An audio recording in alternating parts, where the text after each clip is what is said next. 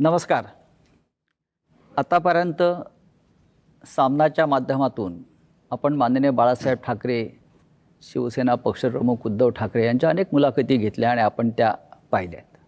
पण ज्या एका मुलाखतीची संपूर्ण महाराष्ट्राला आणि मराठी माणसांना प्रतीक्षा होती, ती मुलाखत आज आपण इथे घेतो आहोत.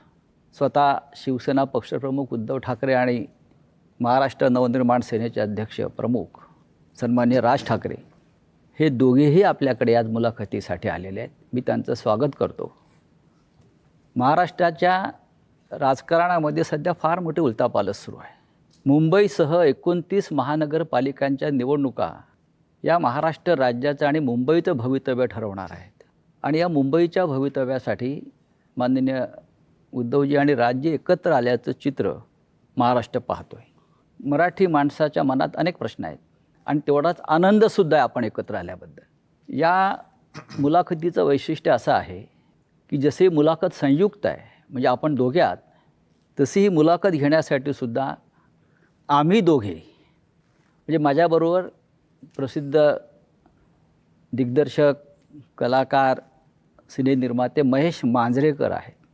महेश मांजरेकरांनी इथे बोलवण्याचं कारण इतकंच की हा जो संयुक्त प्रकरण सुरू झालं त्याची ठिणगी महेश मांजरेकरांनी त्यांच्या एका मुलाखतीत टाकली होती आणि तिथूनही सुरुवात झाली. त्याच्यामुळे मांजरेकरांनी इथे खास आमंत्रित केलं आहे. पण मांजरेकर इथे आज आहेत माझ्याबरोबर. ते एक मुंबईकर म्हणून, ज्यांना आपण कॉमन मॅन म्हणतो या मुंबईतला, त्या मुंबईकरांच्या मनात काही प्रश्न आहेत ते मांजरेकर मांडतील आणि आम्ही दोघे मिळून महाराष्ट्रातल्या या दोन धुरंधर नेत्यांशी चर्चा करू. उद्धवजी आणि राजसाहेब, आपण इथे आलात त्याबद्दल मी आपले आभार मानतोच. बऱ्याच कालखंडानंतर, म्हणजे म्हटलं तर 20 वर्षानंतर, जे आपण वारंवार म्हणतो आहे, आपण एकत्र येऊन आपण मुंबईवर आणि महाराष्ट्रावर चर्चा करतो आहोत.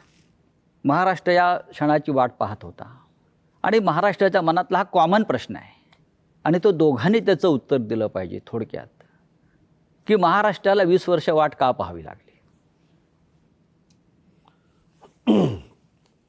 मला असं वाटतं काही गोष्टी का घडतात, कशा घडल्या, काय झालं, मला असं वाटतं या गोष्टी आता सोडून दिल्या पाहिजेत.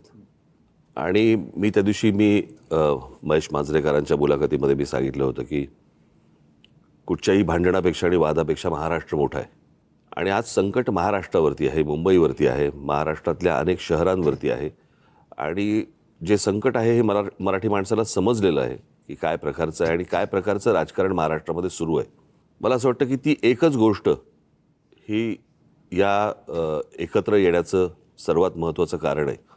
आज हा आमच्या अस्तित्वाचा विषय नाही आहे, आज हा महाराष्ट्रातल्या मराठी माणसाच्या अस्तित्वाचा विषय आहे. या विषयात अनेक वर्ष मी बोलतो आहे, उद्धवही बोलतो आहे या सगळ्या गोष्टींमध्ये. परंतु आज अशा एका वळणावरती ही निवडणूक आणि महाराष्ट्र येऊन उभा आहे की ज्याला आपण अभी नहीं तो कभी नहीं हे जे आपण नेहमी म्हणतो, तर ही परिस्थिती आज मुंबईवरती येऊन ठेपलेली आहे, ठाण्यावरती येऊन ठेपलेली आहे. खरं तर बघायला गेलं तर MMR रिजनवरती येऊन ठेपलेली आहे. MMR रिजन मी मुद्दामून बोलतो आहे. आणि त्या सगळ्या गोष्टींसाठी म्हणून आज आम्ही एकत्र येणं गरजेचं आहे. कारण आज नाही बरोबर आलो आणि आज या गोष्टींचा सामना नाही केला तर मला असं वाटतं महाराष्ट्र आम्हाला माफ नाही करणार. उद्धव साहेब, मला वाटतं राजसाहेबांच्याच भावना. मला असं वाटतं की राजने उत्तर जे दिले त्याच्यामध्ये एवढंच मी बोलेन, आम्ही दोन भाऊ एकत्र आलो आहे हा एक मुद्दा वेगळा आहे, भावनिक आहे. पण दोन भाऊ एकत्र येणं याचा अर्थ महाराष्ट्रातील प्रत्येक मराठी माणसाने एकत्र आलं पाहिजे. कारण महाराष्ट्र वाचवायचा असेल तर ठीक आहे, पक्ष, राजकीय मतं हे असतील, पण आपण मराठी आहोत, महाराष्ट्र आपला आहे. आणि आपण जर एकमेकांमध्ये वेगळ्या चुली मांडल्या तर महाराष्ट्र तोडणारे त्यांची पोळी भाजून जातील. पण एक प्रश्न कायम सगळ्यांच्या मनात आहे गेल्या 50-55 वर्षापासून, तो आतापर्यंत. महाराष्ट्र वाचवण्यासाठी किंवा मुंबईसह महाराष्ट्राचं रक्षण करण्यासाठी शिवसेना प्रमुखांनी शिवसेनेची स्थापना केली आणि इतक्या वर्षानंतर सुद्धा म्हणजे संयुक्त महाराष्ट्राच्या लढ्याची उदाहरणं आपण नेहमी देतो. विशेषतः ठाकरे कुटुंब देत आलेलं आहे. मग राज्य असतील किंवा आपणही असाल की आतापर्यंत आपल्या प्रत्येक भाषणात हा विषय आला की संयुक्त महाराष्ट्र. तुम्हाला आत्ता या क्षणी संयुक्त महाराष्ट्राच्या वेळची परिस्थिती जाणवते का, की त्यावेळेला जसा मराठी माणूस मुंबईसह महाराष्ट्र राहण्यासाठी एकवटला होता, तेच वातावरण तुम्हाला आता दिसतंय का? अर्थातच दिसतं. याचं कारण तुम्ही एक गोष्ट बघितली पाहिजे याच्यातनं, की माननीय बाळासाहेबांनी या विषयावरती तर म्हणजे आपण ज्याला म्हणू आपण संयुक्त महाराष्ट्र समिती फुटली आणि त्याच्यानंतर 6 वर्षातच शिवसेनेची स्थापना झाली. परंतु जेवढे लोंढे किंवा जेवढे लोक आज महाराष्ट्रामध्ये येत आहेत, म्हणजे जर समजा तुम्ही आत्ता जर समजा तुम्ही बघितलं तर जवळपास रोज उत्तरेतनं 56 ट्रेन्स ह्या महाराष्ट्रामध्ये येतात रोज, आणि भरून येत आहेत आणि रिकामे जात आहेत. आज जर समजा तुम्ही ठाणे जिल्हा, एक जिल्हा जर समजा पाहिलात, बरोबर आहे, ठाणे जिल्हा हा मला असं वाटतं जगामधला एकमेव जिल्हा आहे की जिकडे ठाणे, नवी मुंबई, कल्याण डोंबिवली, भिवंडी, वसई, मी आता पालघर वेगळा पकडत नाही आहे, तो आपण एकच होता, तो आत्ता वेगळा झाला, परंतु पालघरमध्ये वसई, त्याच्यानंतर मीरा भाईंदर, त्याच्यानंतर म्हणजे वसई विरार आली, त्याच्यानंतर तुमची नवी मुंबई, अशा जवळपास 8-9 महानगरपालिका आहेत. आपण नीट जर समजा पाहिलं तर ह्याची सुरुवात, सगळ्या गोष्टींची सुरुवात होते ग्रामपंचायत, नगरपंचायत, जिल्हा परिषदा वगैरे, नगरपालिका, महानगरपालिका, आणि ह्या सगळ्या ज्या होतात महानगरपालिका, ह्या लोकसंख्येनुसार ह्या गोष्टी वाढत जातात. जर एखाद्या जिल्ह्यामध्ये जर समजा 8-9 महानगरपालिका जर समजा असतील, आज मुंबईमध्ये किती आहेत? 1. पुण्यामध्ये किती आहेत? 2. बाकीच्या सगळ्या जिल्ह्यांमध्ये काढून बघा, 1-1. ठाणे जिल्ह्यामध्ये 8-9 महानगरपालिका, याचा अर्थ बाहेरून येणाऱ्यांचे प्रमाण आणि तेच प्रमाण मुंबईमध्ये वाढणं, नुसतंच मुंबईमध्ये प्रमाण वाढणं नव्हे, ज्या प्रकारची दादागिरी, की अशा प्रकारची वाक्य कशी येऊ शकतात की मुंबईचा महापौर आम्ही उत्तर भारतीय करणार, मुंबईचा महापौर आम्ही हिंदू करणार. हे कधीपासून सुरू झालं? मी गेले अनेक वर्ष ही गोष्ट सांगतोय की माणसं नुसती येत नाही आहेत, हे फक्त रोजीरोटीसाठी येत नाही आहेत, हे आपापले मतदारसंघ बनवत आहेत, आणि तेच चित्र आता दिसतंय. आणि जी जुनी जखम जी आहे ना, जुन्या ज्या गोष्टी आहेत ना, की मुंबई महाराष्ट्रापासून स्वतंत्र करणं, वेगळी करणं, हे जे जुनं स्वप्न आहे ते कसं पूर्ण करता येईल याच्यासाठीची ही सगळी खटाटोप या लोकांचा चालू आहे. आणि मला असं वाटतं ते वातावरण जे संयुक्त महाराष्ट्राच्या वेळेला होतं, की जी मुंबई वेगळी करणं किंवा स्वतंत्र करणं किंवा गुजरातने मागणं, तेच वातावरण मला असं वाटतं आज आहे. आणि आज अशी परिस्थिती आहे, केंद्रात ते आहेत ज्यांची इच्छा आहे, राज्यात ते आहेत, आणि महानगरपालिकांमध्ये पण जर उद्या ते आले तर मला असं वाटतं आपण त्याच्यानंतर मराठी माणूस काहीच करू शकणार नाही. आणि ह्या सगळ्या गोष्टीकडे हतबलतेने पाहणं, हे मला असं वाटतं हे काही आमच्याकडनं होणार नाही, आणि म्हणून आम्ही एकत्र आलो. उद्धव साहेब, राजसाहेब जे म्हणतात त्या 100% तथ्य आणि सत्य आहे. पण मराठी माणूस जेव्हा जेव्हा भडकला, पेटला, तेव्हा महाराष्ट्रामध्ये परिवर्तन झालेलं आहे अनेकदा. मग सत्ता परिवर्तन असेल, सामाजिक परिवर्तन असेल, पण आजही त्या पद्धतीनं तुम्हाला मराठी माणूस पेटलेला दिसतोय का? एक लक्षात घ्या की मराठी माणूस पेटला तेव्हा संयुक्त महाराष्ट्र झाला. मुंबई महाराष्ट्राला मराठी माणसाने मिळवून दिली. मधला जो काळ होता 60 ते 66, जर माझा आवाज 60 ते 66, याच्यामध्ये आत्ता जी राजनी सांगितली ती परिस्थिती निर्माण झालेली. मराठी माणूस खचून गेला होता, आत्मविश्वास गमावला होता, आणि त्याच्यात एक ताकद, चैतन्य निर्माण करण्यासाठी शिवसेनेची स्थापना झाली. इतके वर्ष व्यवस्थित चाललं. आपल्याला सगळ्यांना असं वाटलं की आता हे काय पुढे कोण हिंमत करणार नाही. मात्र शिवसेना ज्या पद्धतीने त्यांनी फोडली, राजकारणामध्ये पक्षांतर होतात, इथली लोक तिकडे जातात, पण पक्ष संपवणं, पक्षाचं चिन्ह काढून घेणं, त्याची मान्यता जवळपास रद्द करणं, म्हणजे त्याचं अस्तित्व नष्ट करणं, जी मराठी माणसाची ताकद आहे ती तोडून फोडून टाकणं, हे काय दर्शवतं? म्हणजे ठीक आहे ना, मी मागे पण शकतात, पण पक्ष संपवत आहे हा कोणता प्रश्न? पण त्यावेळेला सुद्धा राजसाहेब त्यावेळेला सुद्धा संयुक्त महाराष्ट्राची लढाई ही महाराष्ट्रातल्या मराठी माणसाविरुद्धच होती. राज्यकर्ते मराठीच होते आणि आताही राज्यकर्ते मराठीच आहेत. म्हणजे मराठी विरुद्ध मराठी. पण त्यांचे मालक जे आहेत त्यांच्याकडे ते नोकरी करतायत. यातलं सांगू का, हे सगळे ससाणे आहेत. मालकाच्या हातावरती बसून पक्षी मारून आणणं हे ससाण्याचं काम असतं. इथे मालकाच्या हातावरती बसून आपलीच माणसं फोडणं हे आत्ताच्या लोकांचं काम आहे. म्हणजे स्वकीयांचा घात करणं हे फक्त पक्षांमध्ये नसून राजकीय पक्षांमध्ये पण तेच चालू आहे. आणि तीच कृती आता सगळी सुरू आहे. आपल्याच लोकांकडनं ह्या गोष्टी करवून घ्यायच्या. कसं आहे, मराठी म्हणून तुम्ही एकत्र आलाच नाही पाहिजेत. आणि याच्यासाठी म्हणून मग जातीजातींमध्ये भेद निर्माण करणं, जाती एकमेकांच्या अंगावर ढकलणं, एकमेकांच्या उरावरती बसवणं आणि त्याच्यातनं भांडणं, वाद, मारामाऱ्या ह्या सगळ्या गोष्टी करवून त्यांना महाराष्ट्र हा एकत्र मराठी म्हणून असता कामा नये, याच्यासाठीचं हे सगळं अख्खं राजकारण त्यांचं सुरू आहे. आपण एकत्र आलेला आहात, महाराष्ट्राला आनंद झाला, मराठी माणूस एकवटला. पण भारतीय जनता पक्षाचे सध्याचे मुख्यमंत्री देवेंद्र फडणवीस म्हणतात आपल्या युतीविषयी, ही करप्शन आणि कन्फ्युजनची युती आहे. यांचा सगळ्यांचा डोलारा जो आहे ना, या सगळ्यांचा डोलारा हा नरेंद्र मोदींवरती अवलंबून आहे. बरं का, ही बसवलेली माणसं आहेत सगळी. ह्यातला बसलेला माणूस कोणीच नाही आहे. आणि बसवलेला जो माणूस असतो ना, तो फक्त धन्याचा ऐकतो, मालकाचा ऐकतो. त्याच्यामुळे मालक जे सांगेल त्याप्रमाणे काम करायचं, त्या सगळ्या गोष्टी करायच्या. त्याच्यामुळे मला काही त्यांच्या बोलण्याला काही लॉजिक आहे असं मला वाटत नाही. आणि भ्रष्टाचाराच्या गोष्टी तर फडणवीसांनी करूच नाहीत ना. ते बैलगाडी घेऊन गेले होते नाही का अजित पवारांच्या बाबतीत. कालच अजित पवार बोललेत ना. हो, अजित पवारांच्या बाबतीत बैलगाडी घेऊन गेले होते की हे पुरावे आम्ही घेऊन येतोय म्हणून. मग आता म्हणतायत की कोर्टात केस चालू आहे. अरे मग द्या ना ते पुरावे. कसं आहे, आपलं ठेवायचं झाकून, दुसऱ्याचं बघायचं वाकून, या लेवलला आता ते आलेत. तुमच्याकडे काय चालू आहे ते एकदा बघा. मी परवा दिवशीच्या पत्रकार परिषदेत म्हटलं नाही, या देशामध्ये कोणी राजकारणामध्ये सत्तेचा अमरपट्टा घेऊन आलेला नाहीये. सत्ता बदलत असतात, काळ ह्या सगळ्या गोष्टी बघत असतो. उद्या ज्या दिवशी हे बदलेल, तुम्ही टार्गेट आहात. मुख्य लक्ष तुमच्यावर आणि तुम्ही टार्गेट आहात. कशावरती? म्हणजे ही चाटम मंडळी जी आहेत भाजपमधली, ज्यांना तुम्ही चाटम म्हणता, ते तुमच्या प्रश्नामध्येच उत्तर आलं ना. तर जसं कन्फ्यूज आणि करप्शनची युती म्हटलंय. नाही, करप्शन त्यांचं म्हणणं की अनेक वर्ष आपली सत्ता आहे आणि त्याच्यामध्ये ते सहभागी होते. होय. नाही, माझ्या मनामध्ये असा प्रश्न आहे की त्यांनी असा आरोप केलाय की 3 लाख कोटीचा भ्रष्टाचार झाला.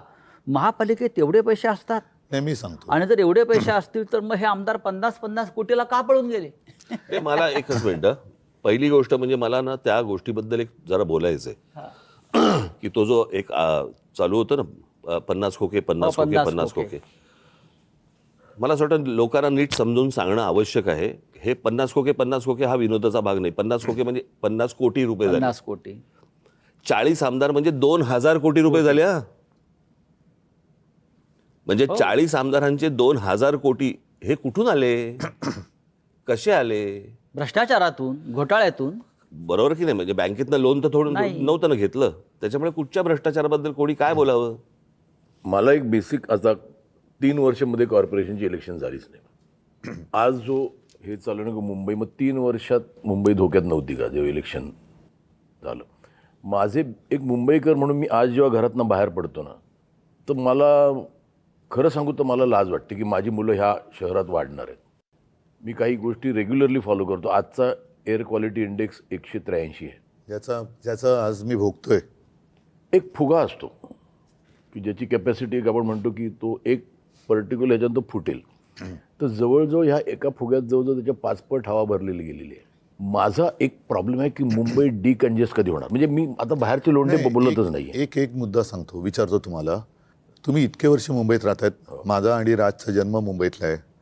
आज जेवढं प्रदूषण दिसतंय, हवेचा जो काही निर्देशांक वगैरे म्हणतोय प्रदूषणाचा, हा एवढा खराब कधी झाला होता का? ह्याचं कारण असं की आता यांची जी काय होर्डिंग्ज लागलेत, विकासाची गती नाही आहे, ह्यांची विनाशाची गती आहे. नियोजन शून्य विकास हे याचं कारण आहे. कारण तुम्ही जे म्हणताय ना, एक तर आओ जाओ घर तुम्हाला, इथूनच पहिली सुरुवात होते. त्याच्यानंतर साधारणतः आपल्याला नेमकं आज हवंय काय? आज जर का तुम्ही पाहिलं तर सगळीकडे रस्ते खोदलेत, जिथे जाऊ तिकडे रस्ते खोदलेत, मोठमोठ्या इमारती उभ्या राहिलेल्या आहेत. विकासाच्या नावाने मेट्रो असेल, काही ठिकाणी पूल असेल, हवेत. पण ते एका वेळेला सगळं तुम्ही काढलं आहे आणि त्यावेळेला मुंबईच्या खर्चाचा ताळमेळ हा बसवला गेला पाहिजे. मी मुंबईकर म्हणून मी तुम्ही म्हणतो, आपण सगळेच मुंबईकर आहोत. तुम्ही जो कर भरता त्याच्यासमोर तुम्हाला काय मिळतं? प्रदूषण. म्हणजे विकास तुमच्याकडे काय फार मोठा रस्ता आम्ही छान केला आहे, सरळ तुमच्या घरापासून हॉस्पिटलमध्ये जातो रस्ता, ह्याला मी विकास नाही म्हणत. हॉस्पिटल कमीत कमी असणं आणि आयुष्य चांगलं असणं हा विकास पाहिजे. माझं तर म्हणणं विकास नको आता. नाही, मुंबई ही विकास मानसिकता करण्याच्या लायकीची ही राहिलेली मानसिकता नाही. का झाली? कारण नियोजन शून्य विकास. आम्ही सुद्धा आज आमची जी होर्डिंग लागलेत, मी 12पासून लावतोय होर्डिंग. होय, हे आम्ही केलं आणि त्याच्याबद्दल मला अभिमान आहे आणि मला असं वाटतं मुंबईकरांना अभिमान आहे. मग त्याच्यामध्ये शाळेचा दर्जा असेल, पाण्याचा दर्जा असेल, किंवा आता कोस्टल रोड झालेला आहे. कोस्टल रोडसुद्धा हा आपण केलेला आहे. पण वाटेल तिकडे, जसं आता मी कलानगरला राहतोय, वेडेवाकडे उड्डाण पूल, आता तिकडे आणखीन एक वॉकर ब्रिज करतायत. कोणासाठी करताय, कशासाठी करतायत? आणि संपूर्ण धुळीचं आणि सिमेंटचे कण आपल्या फुफ्फुसामध्ये जात आहेत. मी तेच म्हणतो की आता विकास करण्यासाठी जागा नाही राहिली मुंबईला.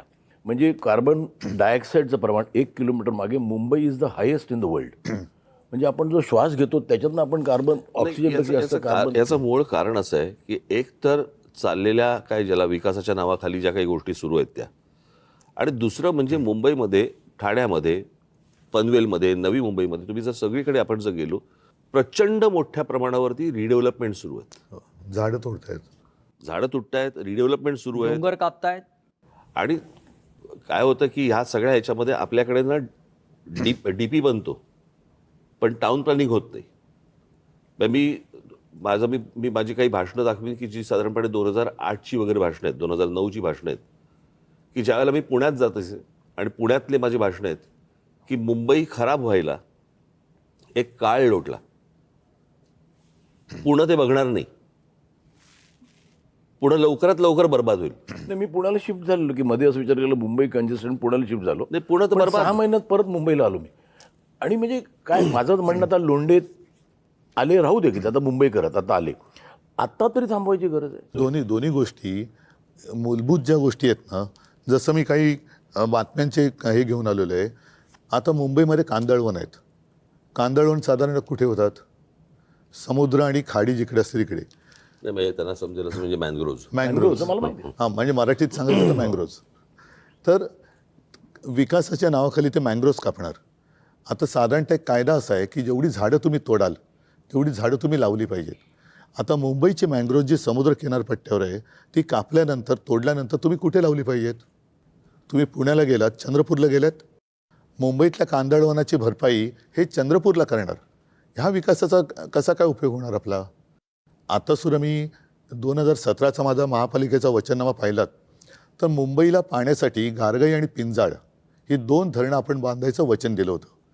कर्मधर्म संयोगाने मी मुख्यमंत्री झालो आणि म्हटलं आता दिलेलं वचन पाळलं पाहिजे म्हणून मी त्याचं प्रेझेंटेशन घेतलं. तेव्हा माझ्या लक्षात एक धक्कादायक गोष्ट आली की गारगाई आणि पिंजाळ करायचं असेल तर जवळपास 6-1 लाख झाडं कापावी लागतील. म्हणजे जंगल पूर्ण नामशेष करायचं. साधारणतः ज्याला कॅचमेंट एरिया म्हणतो तिकडे हा सगळा पाऊस पडतो, तो एरिया तुम्ही नष्ट करणार म्हणजे पर्यावरण खतम करणार. आता ते खतम केल्यानंतर जो काही खर्च होणार तो खर्च केल्यानंतर आपण पुन्हा पावसावरती अवलंबून राहणार. परत तेही पाणी आपल्याला उद्या जाऊन कमी पडणार, कारण तुम्ही म्हणता तसं दुसऱ्या बाजूनी लोंढे येतच राहणार. त्याला पर्याय म्हणून आम्ही समुद्राचं पाणी हे पिण्यायोग्य करण्याचा प्लांट मी मुख्यमंत्री असताना पायलट प्रोजेक्टला गो हेड दिला होता. आणि हा पायलट प्रोजेक्ट आत्ता कालच्या डिसेंबरमध्ये पूर्ण झाला असता. त्या पायलट प्रोजेक्टमधनं आज तानसातनं जेवढं पाणी दर दिवशी मिळतं 400 MLD तेवढं पाणी आपल्याला मुंबईकरांना त्या समुद्रापासून कालच्या डिसेंबरमध्ये उपलब्ध झालं असतं. त्याने तो प्लांट बाजूला टाकला आणि कॉन्ट्रॅक्टरसाठी परत एकदा गारगाई पिंजाळला हात घातला. आरेच्या जंगलाला मी संरक्षण दिलं होतं मेट्रोच्यासाठी. अरे मी पण केलं ना, मेट्रोचं लोकार्पण मी पण केलं, मेट्रो 2चं.